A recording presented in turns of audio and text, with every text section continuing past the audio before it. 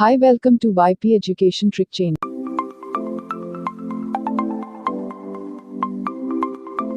आप चैनल को सब्सक्राइब कर लें और बेल आइकॉन को प्रेस करें। आप हमारी वीडियो को लाइक, कमेंट और दोस्तों में शेयर करें। थैंक्स।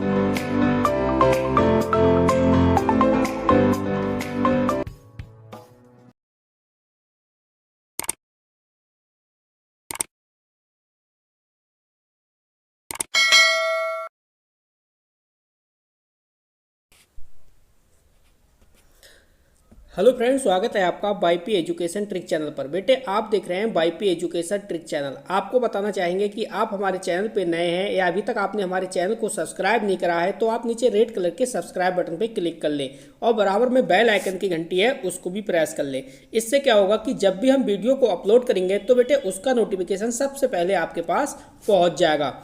आप देख रहे हैं बेटे फिजिक्स में लाइट यूनिट चल रही है। लाइट यूनिट का ये पार्ट 2 है। ये बेटे पार्ट 2 है, ठीक है। इससे पहले अभी तक आपने पार्ट 1 को नहीं देखा है तो प्लीज़ पार्ट 1 को देख लीजिए। इसके बाद ये पार्ट 2 है। हमारा व्हाट्सअप नंबर है 8650415957। देखिए 8650415957। इस व्हाट्सअप नंबर से आप संपर्क कर सकते हैं और UP cadet plus 11 AG plus 12 AG, Uttarakhand board class 11 AG plus 12 AG दोनों सभी की जानकारी आप ले सकते हैं, नोट्स प्राप्त कर सकते हैं, वीडियोज भी प्राप्त कर सकते हैं। तो बेटे हम बिना किसी देरी के अब करते हैं टॉपिक्स की शुरुआत। चलिए देखिए आज का ये फिजिक्स का पहला क्वेश्चन है। क्वेश्चन क्या कह रहा है, क्वेश्चन को पहले आराम से पढ़िए। देखो पानी के अंदर वायु का बुलबुला, इसके बाद है रिक्त स्थान। पानी के अंदर वायु का बुलबुला की तरह कार्य करता है। देखो पानी के अंदर वायु का जो बुलबुला है ना, ये वायु का बुलबुला किसकी तरह कार्य करता है। ए ऑप्शन है उत्तल लेंस, बी ऑप्शन है समतल उत्तल लेंस, सी ऑप्शन है अवतल दर्पण, डी ऑप्शन है अवतल लेंस। तो जल्दी से कमेंट करिए इसका करेक्ट आंसर क्या होगा। क्वेश्चन नंबर मैंने ऊपर डाल दिया है, क्वेश्चन नंबर चल रहा है आपका 1। इसका आपको करेक्ट आंसर बताना है। क्वेश्चन काफी अच्छा है, जल्दी से कमेंट करिए इसका राइट आंसर क्या होगा।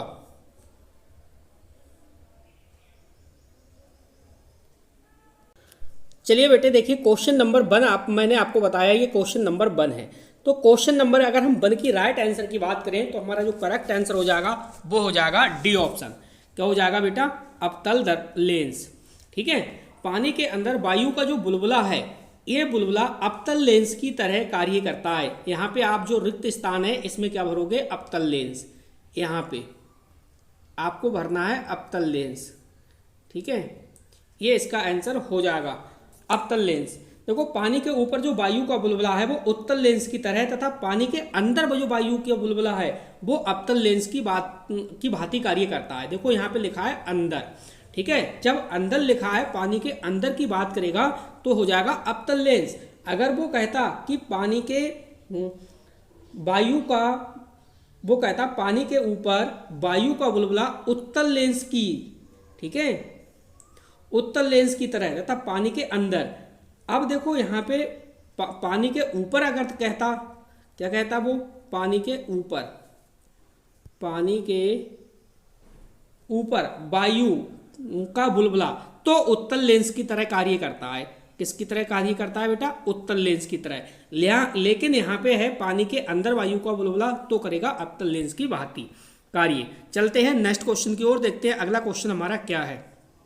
चलिए बेटे ये देखिए स्लाइड है, परीक्षा की दृष्टि से ये स्लाइड बहुत ही बेहतरीन स्लाइड है, ठीक है। देखो कह रहा है प्राथमिक रंग, आपसे पूछा जाएगा प्राथमिक रंग कौन कौन से हैं। तो देखो प्राथमिक रंग कौन कौन से हैं समझ लो, नीला, हरा और लाल, रेड, ठीक है। नीला, हरा, लाल, ये 3 रंग है जो प्राथमिक रंग है। इसके बाद देखो विबगोर की आपको फुल फॉर्म पता होनी चाहिए और आपको सीरियल से रंग लगाने आने चाहिए क्योंकि यहाँ से भी क्वेश्चन एग्जाम में बनता है। देखो बी का मतलब है वॉयलेट, फिर इसके बाद है आई, तो आई का मतलब है इंडिको, बी का मतलब है ब्लू, इसके बाद है जी का मतलब है ग्रीन, बाई का मतलब है ईलो, ओ का मतलब है ऑरेंज, आर का मतलब है रेड। यानी सबसे पहले आएगा बैगनी, फिर जामनी, नीला, हरा, पीला, नारंगी और लाल, ये इसकी फुल फॉर्म है विबग्योर की। आगे समझिए, अगला क्वेश्चन देखो कह रहा है, अगला पॉइंट है प्राथमिक इंद्रधनुष में सबसे ऊपर दिखने वाला रंग कौन सा है। वेरी वेरी इंपॉर्टेंट क्वेश्चन है। प्राथमिक इंद्रधनुष में ऊपर जो दिखने वाला रंग है वो रंग है बेटा लाल। नेक्स्ट, द्वितीय इंद्रधनुष में सबसे ऊपर दिखाई देने वाला जो रंग है वो है बैगनी। ठीक है, जब प्राथमिक इंद्रधनुष की बात करें तो आपका लाल रंग है और द्वितीयक इंद्रधनुष में सबसे ऊपर दिखने वाला रंग बैगनी है। तो आपको ये पॉइंट ध्यान रखने हैं, विबग्योर की फॉर्म ध्यान रखनी है, प्राथमिक रंग आपको पता करना है कि कौन कौन से हैं, नीला, हरा, लाल। चलते हैं देखिए अगले पॉइंट की ओर। इसमें देखते हैं अगला पॉइंट क्या है। बेटे वीडियो को अभी तक आपने लाइक नहीं करा तो प्लीज़ वीडियो को लाइक कर दीजिए और वीडियो की लिंक को अपने सभी दोस्तों में शेयर कर दीजिए। इससे क्या होगा कि जितने भी मेरे प्यारे स्टूडेंट घर बैठे हैं वो अच्छे से अपनी तैयारी कर सकेंगे। देखो अगला पॉइंट, इंद्रधनुष के रंगों का सही क्रम। आपको इंद्रधनुष के रंगों का सही अनुक्रम यानी सही क्रम में लगाना आना चाहिए। देखो बैगनी है, फिर जामुनी, नीला, हरा, पीला, नारंगी और लास्ट में कौन सा रंग, लाल जाएगा। ठीक है, अगला पॉइंट समझिए। इसमें अगला पॉइंट दे रखा है सूर्य का प्रकाश जो श्वेत प्रकाश कहलाता है। सूर्य का जो प्रकाश है उसे हम क्या कहते हैं, श्वेत प्रकाश कहलाता है। सूर्य का प्रकाश श्वेत प्रकाश कहलाता है। कितने रंगों में से मिलकर बना होता है। इसके कहने का मतलब है कि सूर्य का प्रकाश जो श्वेत प्रकाश कहलाता है कितने रंगों से मिलकर बना होता है। तो आपका आंसर हो जाएगा 7। कितने रंगों से मिलकर बना होता है, 7 रंगों से मिलकर बना होता है। अगला पॉइंट, प्रकाश का रंग निर्धारित होता है। तो प्रकाश का जो रंग है वो निर्धारित होता है उसकी तरंगदैर्ध्य से। किससे, तरंगदैर्ध्य से। नेक्स्ट पॉइंट, स्पष्ट दृष्टि की न्यूनतम दूरी कितनी होती है। ये वेरी वेरी इंपॉर्टेंट है। इस पे आप स्टार लगाइए। इस पॉइंट पे बेटे स्टार लगाइए, सुपर स्टार पॉइंट है। क्या पॉइंट कह रहा है, स्पष्ट दृष्टि के लिए न्यूनतम दूरी कितनी होती है। तो 25 सेंटीमीटर आपको ध्यान रखना। ये वाला भी पॉइंट इंपॉर्टेंट है। अंतरिक्ष यात्री को आकाश का रंग दिखाई देता है। जो अंतरिक्ष का यात्री है, जो अंतरिक्ष में यात्री पहुंच जाता है तो उसको आकाश का जो रंग दिखाई देता है वो काला दिखाई देता है। कैसा, काला। अंतरिक्ष यात्री को आकाश का रंग दिखाई देता है कैसा, काला। नेक्स्ट पॉइंट, अगला पॉइंट भी बहुत ही बेहतरीन है। धूप के चश्मे की पावर क्षमता होती है। बेटे जो धूप का चश्मा है उसकी जो पावर क्षमता होती है वो होती है 0 डायोप्टर। कितनी, क्या होती है, 0 डायोप्टर। नेक्स्ट क्वेश्चन, जल में वायु का बुलबुला किस प्रकार के लेंस की तरह कार्य करता है। तो जो जल है, जल में वायु का बुलबुला किस प्रकार के लेंस की भांति कार्य करता है, अवतल लेंस की भांति कार्य करता है। इस स्लाइड से 100% आपको क्वेश्चन देखने को मिलेगा। ये बहुत ही महत्वपूर्ण बेटे स्लाइड है। इस स्लाइड का आप स्क्रीनशॉट ले लीजिए, जल्दी से आप स्क्रीनशॉट लीजिए और जल्दी से आप अपने क्वेश्चंस को कॉपी में नोट कर लेना। और जो मेरे प्यारे बच्चे स्टूडेंट जो ग्रुप से जुड़े हुए हैं व्हाट्सएप ग्रुप से, उनको लिए इसकी PDF ग्रुप में मिल जाएगी। तो बेटे चलते हैं आगे की ओर। चलिए बेटे, ये दूसरा क्वेश्चन है। देखिए वो स्लाइड को छोड़ दें तो ये बेटा हमारा दूसरा क्वेश्चन है। ठीक है, क्वेश्चन नंबर 2। चलिए ये क्वेश्चन नंबर 2 है। आपको इसके 2 नंबर का आंसर देना है। कह रहा है कि यदि आपसे किसी भली भांति प्रकाशित पेंटिंग के प्रतिबिंब को दीवार पर प्रक्षेपित करने के लिए कहा जाए तो आप इस उद्देश्य के लिए निम्नलिखित प्रकाशीय युक्तियों में से किसे चुनेंगे। बेटे आपको बता दें थोड़ा लेवल जरूर हाई है। ठीक है, ग्रेजुएशन लेवल समझ लो आप, इस लेवल के क्वेश्चन हैं, लेकिन क्वेश्चन बहुत मस्त हैं। हर एग्जाम में आपको इसी टाइप्स के क्वेश्चन देखने को मिलेंगे। देखो एक बार क्वेश्चन को फिर से पढ़िए। यदि आपसे किसी भली भांति प्रकाशित पेंटिंग के प्रतिबिंब को दीवार पर प्रक्षेपित करने के लिए कहा जाए तो आप इस उद्देश्य के लिए निम्नलिखित प्रकाशीय युक्तियों में से किसे चुनेंगे। ए ऑप्शन है अवतल लेंस, बी ऑप्शन है उत्तल लेंस, सी ऑप्शन है समतल दर्पण और डी ऑप्शन है उत्तल दर्पण। जल्दी से कमेंट करिए इसका करेक्ट आंसर क्या होगा। क्वेश्चन नंबर 2 का करेक्ट आंसर आपको बताना है। अगर हम बेटे इसके करेक्ट आंसर की बात करें तो बेटे इसका बी आंसर बिल्कुल सही हो जाएगा, जो है उत्तल लेंस। किसे चुनेंगे हम, उत्तल लेंस के लिए। चलते हैं बेटे नेक्स्ट क्वेश्चन की ओर। चलिए बेटे क्वेश्चन नंबर 3, ये देखिए रहा क्वेश्चन नंबर 3 आपकी स्क्रीन पर, आपको इसका आंसर देना है। क्वेश्चन क्या कह रहा है समझो। आपको एक अवतल दर्पण, एक अवतल लेंस, एक उत्तल दर्पण और एक उत्तल लेंस दिया गया है। क्वेश्चन को समझो अच्छे से। आपको एक अवतल दर्पण कॉमा अवतल लेंस, इसी प्रकार से एक उत्तल दर्पण और एक उत्तल लेंस दिया गया है।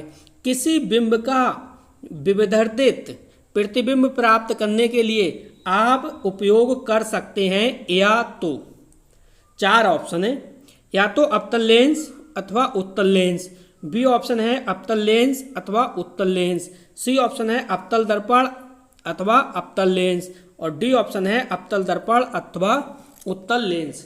जल्दी से कमेंट करिए इसका करेक्ट आंसर क्या होगा। जल्दी से बेटे कमेंट करिए इसका करेक्ट आंसर क्या होगा। चलिए मैं आपको इसकी डिटेल बताता हूँ। देखिए अगर हम बात करें किसी बिंब का विवर्धित प्रतिबिंब प्राप्त करने के लिए अवतल दर्पण, किसके लिए अवतल दर्पण अथवा उत्तल लेंस का प्रयोग करते हैं। अवतल दर्पण अथवा उत्तल लेंस का प्रयोग करते हैं, इसका मतलब डी ऑप्शन बिल्कुल सही हो जाएगा। इससे बना प्रतिबिंब वस्तु की स्थिति पर निर्भर करता है। प्रतिबिंब उल्टा और वास्तविक होता है। यदि वस्तु अनंत पर हो तो प्रतिबिंब छोटा तथा वस्तु फोकस पर हो तो वस्तु का जो प्रतिबिंब बनेगा वो बड़ा बनता है। तो इसलिए बेटे इसका हमारा करेक्ट आंसर क्या हो जाएगा इस क्वेश्चन का, डी वाला ऑप्शन हो जाएगा। चलते हैं हम नेक्स्ट क्वेश्चन की ओर। चलिए बेटे अगला क्वेश्चन समझिए। इस क्वेश्चन को हम दे रहे हैं क्वेश्चन नंबर 4, ठीक है। क्वेश्चन नंबर 4 का आंसर आपको देना है।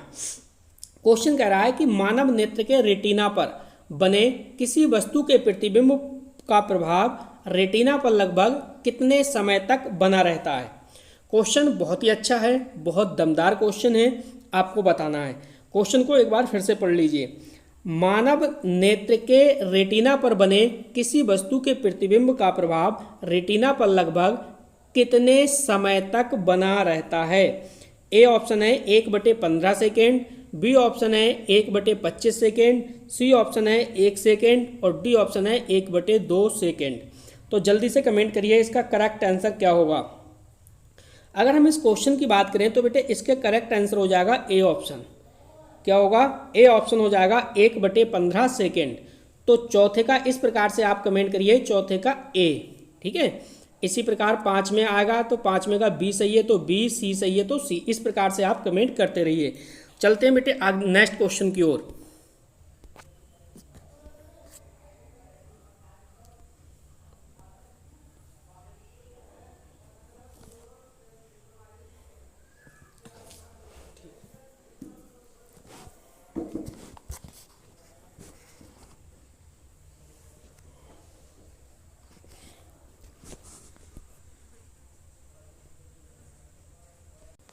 चलिए बेटे इस क्वेश्चन को समझिए। क्वेश्चन नंबर 5, इसे हम नंबर देंगे बेटे 5, ठीक है। तो 5वां क्वेश्चन क्या है समझिए। किसी सूची छिद्र कैमरे में किसी दूरस्थ रंगीन बिंब का बनने वाला प्रतिबिंब सदैव होता है। देखो किसी सूची छिद्र कैमरे में किसी दूरस्थ रंगीन बिंब का बनने वाला जो प्रतिबिंब सदैव होता है वो कैसा होता है। ए ऑप्शन है आभासी, रंगीन और छोटा, बी ऑप्शन दे रखा है वास्तविक, सीधा, रंगीन और छोटा, सी ऑप्शन दिया है वास्तविक, उल्टा, श्याम एवं श्वेत और छोटा, डी ऑप्शन दिया है वास्तविक, उल्टा, रंगीन और छोटा। तो जल्दी से कमेंट करिए क्वेश्चन नंबर 5 का करेक्ट आंसर क्या होगा। इसको थोड़ी सी डिटेल आप समझने की कोशिश करिए। देखिए किसी सूची छिद्र कैमरे में किसी दूरस्थ रंगीन बिंब का बनने वाला जो प्रतिबिंब है वो सदैव कैसा बनेगा, वास्तविक, उल्टा, रंगीन और छोटा होता है, ठीक है। इसलिए हमारा डी ऑप्शन बिल्कुल सही हो जाएगा। यह प्रतिबिंब का रंग बिंब के रंग का होता है, ठीक है। यह तथा प्रतिबिंब का जो प्रतिबिंब है उसका रंग, किसका, प्रतिबिंब का रंग, प्रतिबिंब का रंग बिंब के रंग का होता है। किसके रंग का होता है, बिंब के रंग का होता है, ठीक है, रंग का होता है। ये आपको ध्यान रखना है। तो बेटे इस क्वेश्चन का करेक्ट आंसर क्या हो जाएगा हमारा, डी ऑप्शन बिल्कुल सही हो जाएगा। तो 5 में का डी, टोटल हमने 5 क्वेश्चन पढ़ लिए, 5 में का डी आंसर बिल्कुल सही है। चलते हैं नेक्स्ट क्वेश्चन की ओर। चलिए बेटे नेक्स्ट क्वेश्चन को समझिए, क्वेश्चन नंबर 6। इसे हम बेटे क्वेश्चन नंबर 6 देंगे, ठीक है। क्वेश्चन नंबर 6, एक उत्तल लेंस है, एक उत्तल लेंस जिसकी फोकस दूरी 0.5 मीटर और एक अवतल लेंस जिसकी फोकस दूरी 1 मीटर है को जोड़ा जाता है तो परिणामी लेंस की क्षमता होगी। ए ऑप्शन दिया है 1 डायोप्टर, बी ऑप्शन दिया है -1 डायोप्टर, सी ऑप्शन दिया है 0.5 डायोप्टर और डी ऑप्शन दिया है 0.5 डायोप्टर। चलिए बेटे जल्दी से हम इसे सॉल्व कर लेते हैं, ठीक है। देखिए परिणामी लेंस की क्षमता ज्ञात करवा रहा है, तो आपको सूत्र पता होगा, P बराबर 1/, आप F इसमें लगा दो, ठीक है। तो 1 की जगह तो आप रख लो 1, ठीक, और F की जगह क्या रखोगे आप, देखो F की जगह क्या आ जाएगा, ये फोकस दूरी कितनी 0.5 प्लस, और ये हो जाएगा आपका 1 माइनस का 1/1, ठीक है। अवतल लेंस की बात कर रहा है इसलिए माइनस, इसकी फोकस दूरी कितनी है 1 मीटर। तो कैलकुलेशन आगे जब करोगे तो आप क्या करोगे भाई, ये पॉइंट है 0 पॉइंट वाला, 5 में जो पॉइंट है पॉइंट हटाओ, ऊपर बढ़ा लो 0, तो 5 से ये काट लो, 5 दूनी कितना हुआ 10, ठीक है। 5 दूनी कितना हुआ 10, तो 2/1 हो जाएगा, कितना हो गया ये 2/, ये हो गया आपका 2/1, ठीक है, और ये हो जाएगा -1/1। अब आप इसकी कैलकुलेशन कर लीजिए, हर इसके समान है, जब इसके हर समान है तो ये 2 - 1 हो जाएगा, और 2 - 1 में से गया आपका 1, ये 2 प्लस का है, ये माइनस का 1 है, इसमें से आप 1 घटा दो तो आपका आ जाएगा 1 डायोप्टर, ठीक है। 1 डायोप्टर किसका आएगा, 1 डायोप्टर प्लस का। अब प्लस का 1 डायोप्टर का मतलब है ए ऑप्शन इसका बिल्कुल राइट है, 6 का ए ऑप्शन बिल्कुल सही है। चलते हैं बेटे नेक्स्ट क्वेश्चन की ओर। चलिए बेटे अगला क्वेश्चन समझिए, अगला क्वेश्चन आपकी स्क्रीन पर है, क्वेश्चन नंबर 7, ठीक है। आपको क्वेश्चन नंबर 7 का करेक्ट आंसर बताना है। क्वेश्चन कह रहा है एक अवतल लेंस से बनने वाला प्रतिबिंब होगा। देखो एक अवतल लेंस है, इस अवतल लेंस से बनने वाला जो प्रतिबिंब होगा वो कैसा होगा। ए ऑप्शन है सदैव वास्तविक, बी ऑप्शन है सदैव आभासी, सी ऑप्शन है सदैव उल्टा और डी ऑप्शन है सदैव वस्तु से बड़ा। तो जल्दी से कमेंट करिए इसका करेक्ट आंसर क्या होगा।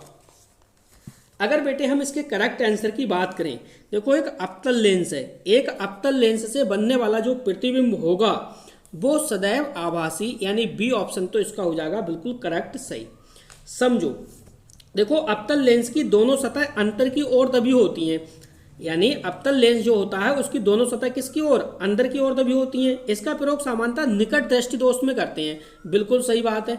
ये आपका अवतल लेंस है, ये अवतल लेंस किसमें हम यूज करते हैं, निकट में, निकट दृष्टि दोष में इसे हम यूज करते हैं, ठीक है। ये पाई गलत लग गई, 1 मिनट। इस अवतल लेंस का यूज कहाँ करते हैं बेटे, हम निकट दृष्टि दोष में इसमें यूज करते हैं। अवतल लेंस पर जब कोई अनंत से आने वाली समांतर प्रकाश किरण अपवर्तित होती है तो वह आभासी प्रतिबिंब बनाती है। कैसे बनाती है, आभासी, इसका मतलब सदैव आभासी। अर्थात अवतल लेंस से बनने वाला प्रतिबिंब सदैव आभासी होगा, सीधा होगा। कैसा होगा, आभासी प्लस सीधा, ठीक है, आभासी होगा कॉमा सीधा होगा, तथा बिंब के साइज में छोटा होगा। बिंब के साइज में क्या होगा, छोटा होगा।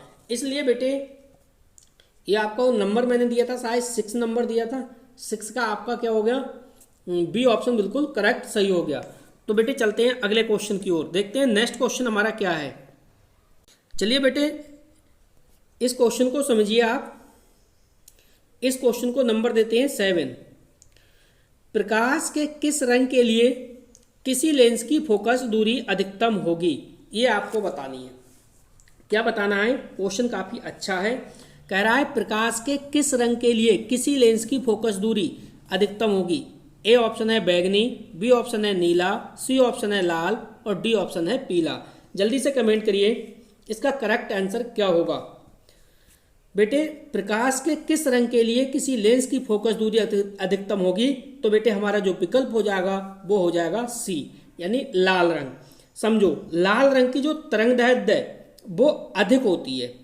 इसकी अगर हम तरंगदैर्ध्य यानी लैम्डा की बात करें तरंगदैर्ध्य, तो लाल रंग की तरंगदैर्ध्य सबसे कैसी होगी, अधिक होगी। ठीक है, लाल रंग की तरंगदैर्ध्य सबसे अधिक होती है।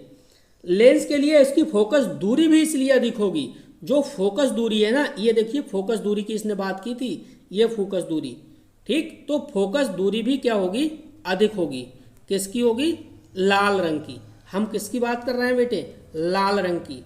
ठीक है, ध्यान रखना है प्रकाश के लिए लाल रंग की जो तरंगदैर्ध्य है, तरंगदैर्ध्य का मतलब लैम्डा इसका साइन होता है, तरंगदैर्ध्य सबसे अधिक होती है। जब तरंगदैर्ध्य अधिक होगी तो लेंस में की जो फोकस दूरी है वो भी अधिकतम होगी।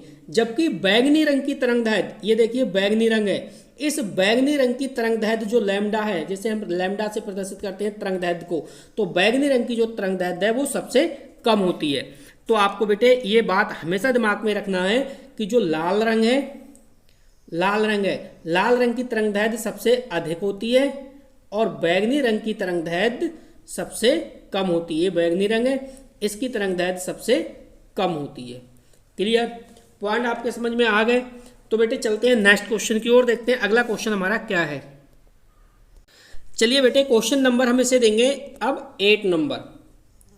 क्वेश्चन नंबर 8 देखो, क्वेश्चन कह रहा है पूर्ण आंतरिक परावर्तन संभव है, पूर्ण आंतरिक परावर्तन संभव है जब प्रकाश चलता है। पूर्ण आंतरिक परावर्तन संभव है जब प्रकाश चलता है। तो ए ऑप्शन है वायु से जल में, बी ऑप्शन है वायु से कांच में, सी ऑप्शन है जल से कांच में और डी ऑप्शन है कांच से जल में। देखो पूर्ण आंतरिक परावर्तन संभव है जब प्रकाश चलता है। तो बेटे इसके अगर हम करेक्ट आंसर की बात करें तो हमारा हो जाएगा डी ऑप्शन बिल्कुल राइट, कांच से जल में। पूर्ण आंतरिक परावर्तन संभव है जब प्रकाश चलता है, किसमें, कांच से जल में। समझो एक मिनट, देखो जब प्रकाश किरण सघन माध्यम से विरल माध्यम में प्रवेश करता है तो अवलंब से दूरी हटती है। अवलंब से क्या होता है, जो दूरी होती है वो दूरी बेटा हटती है और इस स्थिति में प्रकाश की किरण अविलंब से 90 डिग्री पर समकोण बनाती है। कितने पे, 90 डिग्री पे बेटे समकोण बनाती है। ठीक है, ये बात आपको ध्यान रखना है। इस स्थिति में सघन माध्यम में बना कोण सघन माध्यम का क्रांतिक कोण कहलाता है तथा सघन माध्यम में बना कोण आपतन क्रांतिक कोण से अधिक होता है, तो पूर्ण आंतरिक परावर्तन की स्थिति संभव होती है। तो इसलिए बेटे आपको ध्यान रखना है पूर्ण आंतरिक परावर्तन संभव है जब प्रकाश चलता है कांच से जल में। डी ऑप्शन हमारा बिल्कुल राइट हो जाएगा। चलते हैं बेटे नेक्स्ट क्वेश्चन की ओर। चलिए बेटे इस क्वेश्चन को हम क्वेश्चन नंबर देंगे 9। ठीक है, ये आंकिक क्वेश्चन है, आंकिक क्वेश्चन को हम बहुत ही आराम से सॉल्व कर लेंगे।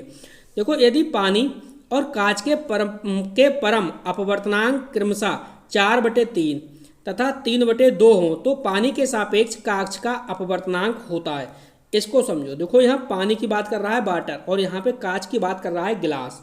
ठीक है, तो पानी का अपवर्तनांक आप क्या लिखोगे, आप मेरे साथ कॉपी पे लिखते चलिए। देखिए आप लिखोगे पानी का अपवर्तनांक, क्या लिखोगे बेटे, पानी का अपवर्तनांक, पानी का अपवर्तनांक लिख लो आप। तो देखो यदि पानी और कांच के परम अपवर्तनांक क्रमशः इतने हैं, ठीक है, गिलास का है ना, तो कांच का अपवर्तनांक निकालना है तो AR जी ANG बराबर लिख लो आप 3/1 मिनट। इस क्वेश्चन को इस तरह से सॉल्व करो। क्वेश्चन नंबर क्या था, 8 था। ठीक है, ANW। ठीक है, इसमें हो जाएगा आपका 4/3 दे रखा है, पानी है ना और कांच है गिलास है, तो पानी का मतलब है WA से इस प्रकार से लिखो WNG, ठीक है, वाटर, और ये हो जाएगा गिलास, जी का मतलब गिलास, 4/3, ठीक। इसके बाद है आपका किसके बीच में कह रहा है, पानी के सापेक्ष कांच का, पानी के सापेक्ष कांच का अपवर्तनांक निकलवा रहा है ना, पानी के सापेक्ष कांच का निकलवा रहा है। तो ये है दूसरा आपका ANG बराबर हो जाएगा आपका 3/2।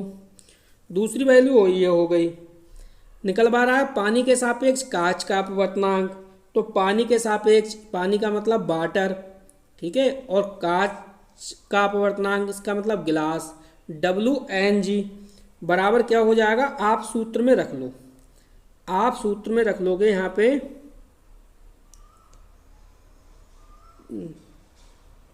एक सेकेंड रुकिए, एक सेकेंड।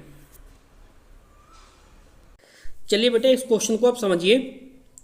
इसमें दे रखा है देखिए पानी का अपवर्तनांक, पानी का अपवर्तनांक इसने दे रखा है, देखिए हमने ये लिख लिया सूत्र, पानी का अपवर्तनांक बराबर 4/3 दे रखा है, 4/3 रख लिया। इसके बाद दिया है कांच का अपवर्तनांक, तो कांच का अपवर्तनांक 3/2 दिया है, तो 3/2 लिख लिया। फिर कह रहा है पानी के सापेक्ष कांच का अपवर्तनांक, ठीक है, तो पानी का मतलब देखो इंग्लिश में बोलते हैं वाटर, तो हमने वाटर ले लिया, कांच को बोलते हैं गिलास, तो हमने गिलास ले लिया, ठीक। पानी के सापेक्ष कांच का अपवर्तनांक, अब हमने ये सूत्र में रख दिया, ऊपर रख दिया पानी का अपवर्तनांक और नीचे रख दिया कांच का अपवर्तनांक। ऊपर देखिए पानी का और नीचे हमने रख दिया कांच का अपवर्तनांक, ठीक है। नीचे हमने रखा है बेटा 3/2 है ना,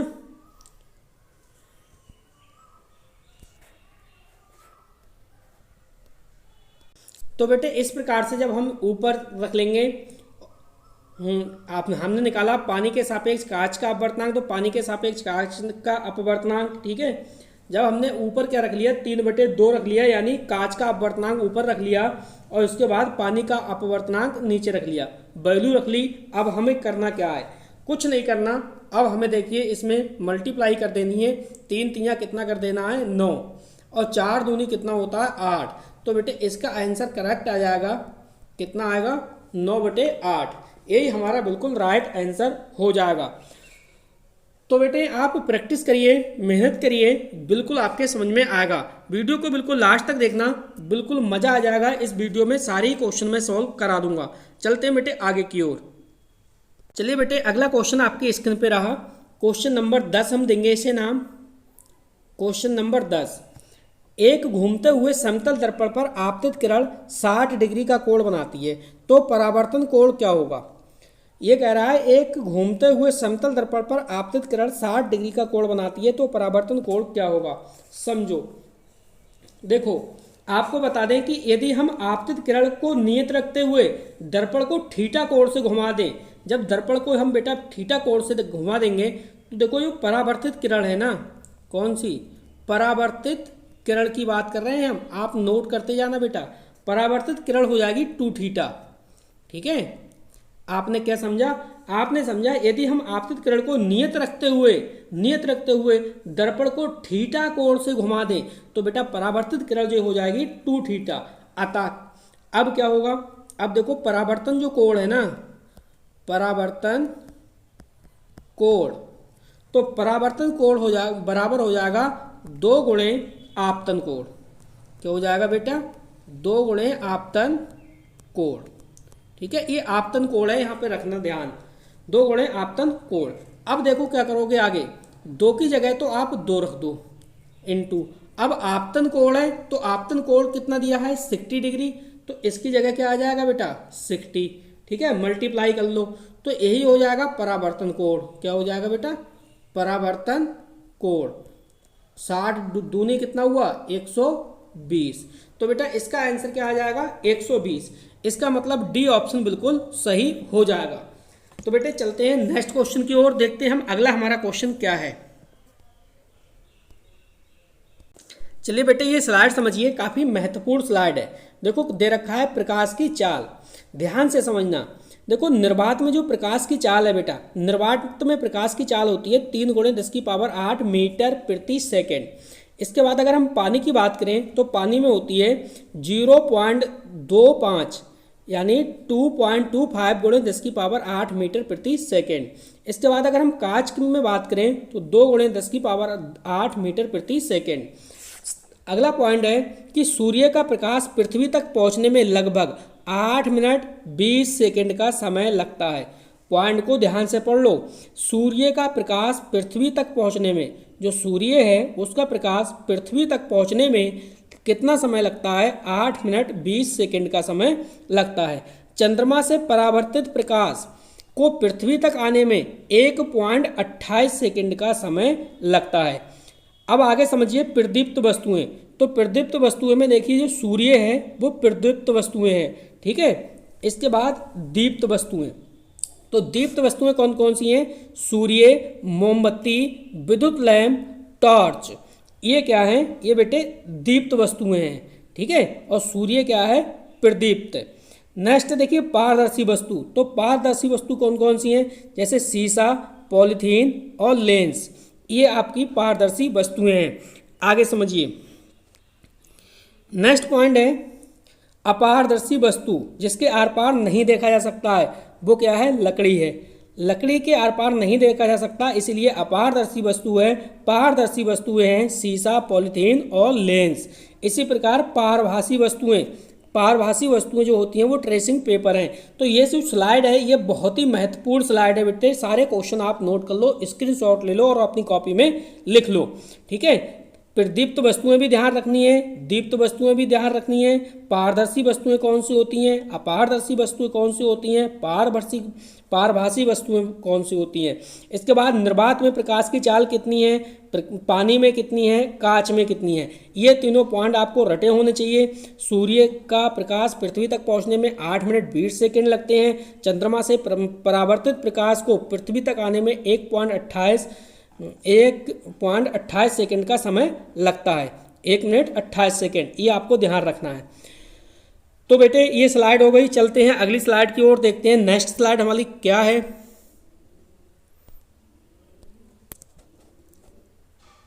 चलिए बेटे आज की देखिए इस वीडियो की लास्ट स्लाइड है। तो बेटे आपको बताना चाहूँगा कि अभी तक आपने हमारे चैनल को सब्सक्राइब नहीं करा है तो प्लीज़ चैनल को सब्सक्राइब कर लीजिए। कि देखिए परीक्षा की दृष्टि से बहुत ही महत्वपूर्ण क्वेश्चन है, इन क्वेश्चनों को समझिए आप। चलिए बेटे हमने देखिए अपना व्हाट्सएप नंबर भी ऊपर लिख दिया है 8650415957। इस व्हाट्सएप नंबर से आप संपर्क कर सकते हैं, PDF नोट्स भी आपको प्राप्त हो जाएंगे। देखो फर्स्ट पॉइंट इसमें समझना है, परीक्षा की दृष्टि से बहुत ही महत्वपूर्ण स्लाइड है। देखो क्या कह रहा है फर्स्ट पॉइंट, जिस रंग के प्रकाश की तरंगदैर्घ्य कम होता है उसका प्रकीर्णन अधिक होता है। इस बात को समझ लो, जिस रंग के प्रकाश की तरंगदैर्घ्य कम होती है उसका प्रकीर्णन अधिक होता है, जबकि अधिक तरंगदैर्घ्य वाले प्रकाश का प्रकीर्णन कम होता है। अब आपको एक बात पता है, आपने पिछला पॉइंट समझा था कि जो लाल रंग है वो लाल रंग की तरंगदैर्घ्य सबसे अधिक होती है और बैंगनी रंग की तरंगदैर्घ्य सबसे कम होती है। देखो यहाँ पे दूसरे पॉइंट में दे भी रखा है कि लाल रंग के प्रकाश की तरंगदैर्घ्य सबसे अधिक होती है, अतः इसका प्रकीर्णन सबसे कम होता है। जिसकी तरंगदैर्घ्य सबसे अधिक होगी उसमें प्रकीर्णन सबसे कम होगा, जिसकी तरंगदैर्घ्य सबसे कम होगी उसमें प्रकीर्णन सबसे अधिक होगा। तो देखो अगला पॉइंट समझो, अणुओं के द्वारा प्रकाश के प्रकीर्णन का गहन अध्ययन महान वैज्ञानिक सीवी रमन, किसने? सीवी रमन तथा उनके सहयोगी द्वारा 1920 के दशक में किया गया। रमन को 1930 में, कब? 1930 में इस कार्य के लिए भौतिकी के नोबेल पुरस्कार से सम्मानित किया गया।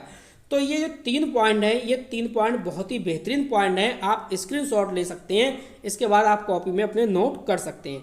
एक बार मैं आपको रिवाइज करा देता हूँ।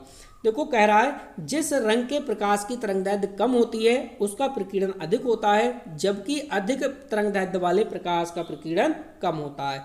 लाल रंग के प्रकाश की तरंगदैर्घ्य सबसे अधिक होती है, अतः इसका प्रकीर्णन सबसे कम होगा। पॉइंट समझ गए? तो बेटे बस इस वीडियो में इतना ही था। वीडियो देखने के लिए आपका बहुत बहुत धन्यवाद। आपका दिन शुभ हो। मिलते हैं बेटे नेक्स्ट वीडियो में, इसका पार्ट 3 लेके आएंगे। अब बेटे हम बता दें ये पार्ट 2 था, इसका था ये पार्ट 2, और लाइट यूनिट का हम पार्ट 3 भी लेके आएंगे बेटे, पार्ट 3 भी लेके आएंगे। इसके जितने भी लाइट यूनिट से क्वेश्चन पूछे जाते हैं सारे क्वेश्चन हम कराने की कोशिश करेंगे। तो बस बेटे इस वीडियो में इतना ही था। वीडियो देखने के लिए आपका बहुत बहुत धन्यवाद। आपका दिन शुभ हो।